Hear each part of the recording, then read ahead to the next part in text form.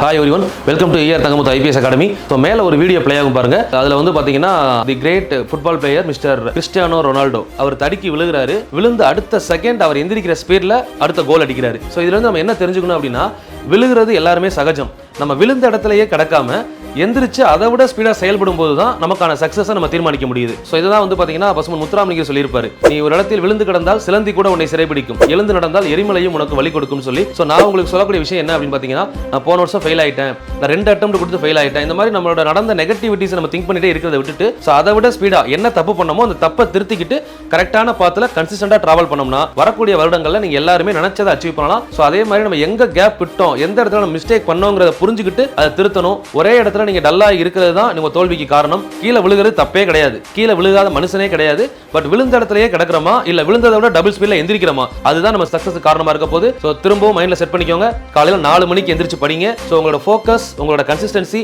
உங்களோட கான்ஃபிடன்ட், இதுதான் உங்களோட லட்சியத்தை தீர்மானிக்க போது. கான்ஃபிடண்டா இருங்க, வெற்றி நிச்சயம்.